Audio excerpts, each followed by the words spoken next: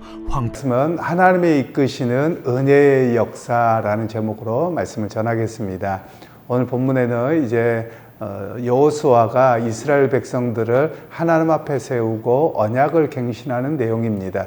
그러면서 그들에게 언약을 갱신하면서 우리 조상 아브라함을 부르셨던 하나님에 대한 이야기를 하는데, 그 내용에서 아브라함의 아버지 데라가 우상을 조각하고 우상을 섬기던 사람이었는데, 하나님께서 그들을 불러내오셔서 약속의 땅으로 인도하셨고, 또 그들을 애굽의 그 종살이 속에서 지켜주셨고, 그리고 하나님께서 바로의 손에서 그들을 구원하셔서 출애굽 시키신 내용과, 그리고 출애굽의 과정에서 너희에 넘어졌던 이야기, 그리고 또 나아가서 가나안 땅을 점령하고 여기까지 오기까지 어떤 일이 있었는지에 대한 이야기를 쭉 나열하는 내용이 나옵니다. 간략하게 나열하지만 이 모든 것이 하나님의 은혜였음을 너희가 잊지 말라, 이렇게 이야기를 하고 있는 내용입니다.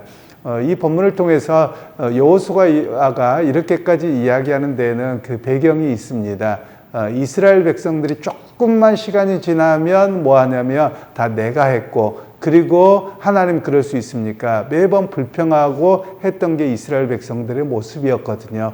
그래서 그들에게 너희가 하나님의 백성으로 이런 은혜를 입을 만한 조건이 없었다는 거예요. 값없이 하나님 너희를 선택하셨고 너에게 은혜를 베푸신 것이지 너희가 무엇 때문이 아니었다, 너희가 무엇을 하나님 앞에 드리거나 잘나거나 해서 그런 것이 아니다 라는 이야기를 분명히 말씀을 하고 있습니다. 우리가 자칫 신앙생활하면서 잊어버리기 쉬운 것이 그겁니다. 제가 자주 주어가 바뀌어야 된다고 이야기를 드렸는데, 내가 하나님 앞에 이렇게 했는데 하나님 왜 안 해주세요? 항상 내가 주어가 되어집니다. 그러면 문제가 되는 것이죠. 신앙이 어떤 문제가 생기느냐, 내가 원하는 대로 되지 않았을 때 하나님에 대해서 삐집니다. 그리고 하나님을 떠납니다. 그리고 그 하나님에 대해서 불편해하는 것이 우리의 신앙의 잘못된 모습입니다. 주어가 잘못돼서 그렇습니다. 오히려 하나님이 주어며 하나님께서 정말 죽을 수밖에 없는 나를 구원해 주셨고, 또 나를 구원하지 않으셔도 하나님에게는 손해가 되지 않거든요. 그럼에도 불구하고 나와 함께하여 주셨는데, 내 인생에 구비구비가 있었음에도 그 시간에 하나님이 지키셨습니다. 이 고백이 우리 고백이 되어야만 하는 것이죠. 이스라엘 백성의 역사에서도 그렇습니다. 오늘 성경에 쭉 이야기를 하는데 그 구비구비의 역사가 얼마나 어려웠던지를 알 수 있습니다. 왜 그러냐면 아브라함이 그의 아비 집을 떠나서 가나안 땅에 갈 때 그 일이 쉬운 일이 아닙니다. 단순하게 오늘날 우리가 딴 지역으로 이사 간다, 또는 딴 나라로 이민 간다, 이 정도하고는 차원이 다릅니다. 이민 가는 것도 사실 굉장한 스트레스와 힘이 들거든요. 척박한 곳에 이렇게 처음 간다고 하십시다. 그럼 그 일이 보통 힘든 게 아니거든요. 그런데 과거에는 자기가 살던 문명을 떠나서 문명이 없는 광야로 나간다, 이건 죽음과 같습니다. 죽음 정도가 아니고요, 언제 도적질에게, 그리고 언제 내 삶이 없어질지 아무도 모르는 그런 미지의 세계거든요. 그런 상황에서 하나님이 그들을 인도하셨고 또 보호하셨다라는 사실을 이야기를 하고 있습니다. 여러분, 오늘 우리 각자 개인에게도 그렇습니다. 여러분들이 살아온 인생들을 보며 오늘날의 인생을 알지 못했습니다. 그냥 그 주어진 시간에서 열심히 살았으니 오늘이 있는 것이거든요. 그러면 오늘 우리가 고백해야 될 일이 뭐냐면, 그 미지의 세계였지만 어려서 성인이 되고 결혼하고 자녀를 낳고 살아오는 여정들을 보면 다 한마디로 고백할 게 뭐냐면 하나님의 은혜였습니다 라는 고백을 할 수밖에 없는 겁니다. 우리는 누구를 보냐면 여기서 시선을 잘 바꾸셔야 됩니다.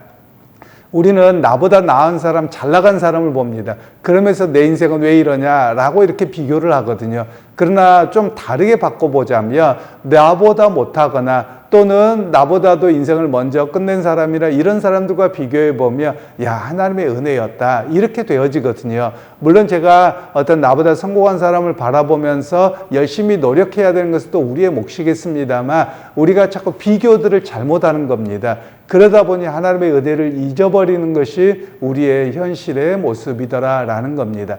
그래서 우리가 끊임없이 고백해야 될 내용이 무엇이냐? 하나님의 그 역사의 굽이, 내 인생의 역사의 굽이 속에서 어떤 하나님이셨느냐를 기억하는 것, 이게 매우 중요합니다. 우리 한국 사회가 특별히 이제 여성분들이 많이 그런 경우가 있는데 한해 문화라고 이야기를 합니다. 그래서 한해 문화가 뭐냐? 부모에게서 또는 뭐 배우자에게서 또는 자식 때문에 이러고 또는 뭐 경제적인 요인 때문에 한스러운 이야기만 하거든요. 여러분 이거는 잘못된 모습입니다. 그리스도인으로 잘못된 신앙입니다. 왜냐하면 비록 그 한스럽고 힘든 시간들 여러분 다 개인적으로 누구에게나 있습니다. 그런데 우리가 고백해야 될 일은 그 시간 속에서 내가 주님을 의지했고 때를 따라 피할 길을 내셨던 그 하나님, 그리고 그것을 이겨내고 지금까지 오게 하셨습니다. 이 고백이 돼야 되거든요.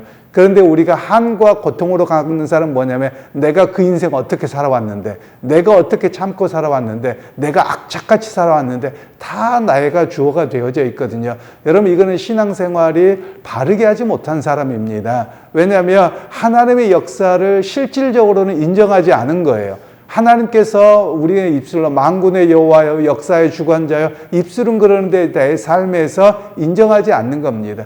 그래서 신앙생활이 삐뚤어져 있고 잘못되어져 있는 그런 모습이라고 할 수 있는 겁니다. 오늘 우리에게도 여러분 하나님은 역사의 주관자라는 말은 단순하게 세상 역사를 주관한다는 말만이 아니라 내 인생의 역사에서도 하나님이 개입하셨다라는 겁니다. 하나님의 개입은 어떤 역사냐? 우리가 그 자연과 초자연에 대한 이해를 좀 잘 하실 필요가 있는데요. 과거에는 하나님에 대한 이해를 이신론이라고 하는 그 유럽 사회의 신앙이 있었습니다. 이신론이라고 하는 건 뭐냐면 마치 하나님께서 세상을 만들어 놓으셨고 괴종식의 태압을 감아놨다는 거예요. 그러니까 알아서 잘 돌아가고 그리고 태압이 끝나면 그때가 심판 때다 이렇게 이해를 했거든요. 이 말은 뭐냐? 하나님의 역사에 개입하는 초자연이 없다고 생각하는 겁니다. 그래서 이것을 이신론 또는 자연신론이라고 이야기를 합니다. 그러나 하나님은 어떤 분이시냐면 역사에 개입하세요. 중간중간 개입하세요. 또 내 개인의 역사에서도 마찬가지입니다. 어찌 보면 죽을 수밖에 없는 상황, 뭐 사고 나서 죽을 수도 있고 병들어 죽을 수도 있고 갑자기 망할 수도 있거든요. 그런데 상황을 보면 이 사고로 보면 죽었어야 마땅하거든요. 그런데 뭐 별 다친 것도 없고 이렇게 됐다. 이것도 하나님이 개입하신 겁니다. 그래서 그런 개입의 역사가 있거든요. 오늘 그렇다면 우리의 인생에 내 인생에 정말 수많은 내 인생의 역사의 고비가 있을 겁니다. 그때 하나님이 내 인생의 역사에 참여하신 겁니다. 그래서 나를 붙으셨습니다. 이런 고백이 우리 고백이 돼야 되거든요. 여러분 우리 국가적으로도 보십시다. 국가적으로도 일제강점기나 6.25나 또는 중간중간에 보면 뭐 이렇게 뭐 군사정권이었거나 아니면 잘못된 계엄이거나 이런 상황들을 한번 보십시오. 여러분 우리가 개인적으로가 아니라 신앙적인 관점에서 보면 그 순간에 정말 나락으로 떨어질 수 있었던 더 나락으로 떨어질 수 있었던 그 순간에 갑자기 극복이 됐거든요. 세상 역사는 뭐 시민들의 역사다 뭐다 여러 가지 이야기를 할 수 있을 겁니다.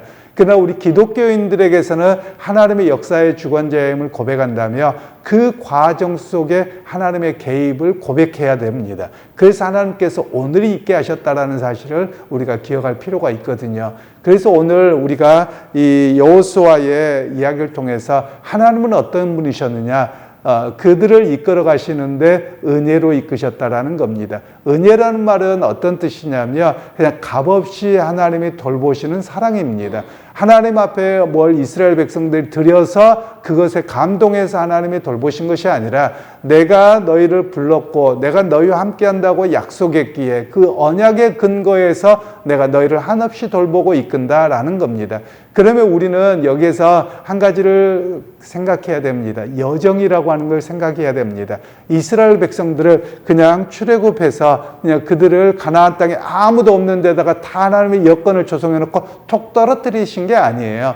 그들이 지나가는 과정은 출애굽의 과정이 있었고 가나안 정복 전쟁의 과정이 있었습니다. 그런데 그 과정 속에 하나님이 함께 하셨다라는 것을 이야기를 하고 있는 겁니다. 우리는 종종 신앙생활하면서 과정을 생략하려고 합니다. 결과만 보려고 합니다. 결과는 여러분 중요하지 않습니다.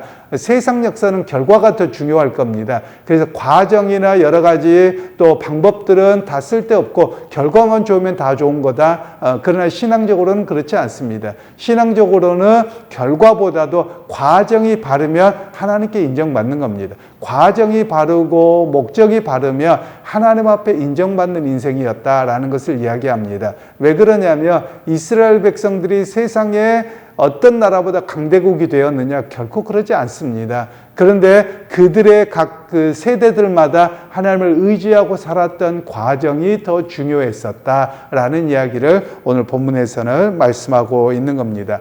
그러니까 그 과정 속에서 하나님이 어떤 분이시냐? 은혜로 그들을 이끄셨던 역사입니다. 라는 이야기를 우리에게 들려주고 있는 것이지요. 여러분, 오늘 여러분의 인생도 마찬가지입니다. 2025년 마감되어 가는데 어떻게 사셨습니까? 한마디로 결정하셨으면 좋겠습니다. 하나님이 다 은혜로 나를 도와주셨고 나와 함께 하셨습니다. 이 고백으로 2025년을 마감하는 또 고백하는 우리 모두의 고백이 되기를 주님의 이름으로 축복합니다.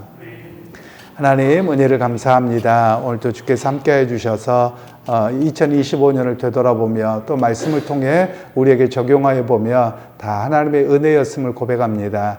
수많은 과정들이 있었지만 그 순간순간 하나님의 역사가 있었기에 오늘의 내가 있는 줄을 알고 그 믿음의 고백이 이어지게 하시고 또한 앞으로도 이끄실 하나님을 기대하고 살아갈 수 있는 우리 모두가 되게 하옵소서. 예수님의 이름으로 축복하며 기도하옵나이다. 아멘. 내가 누려와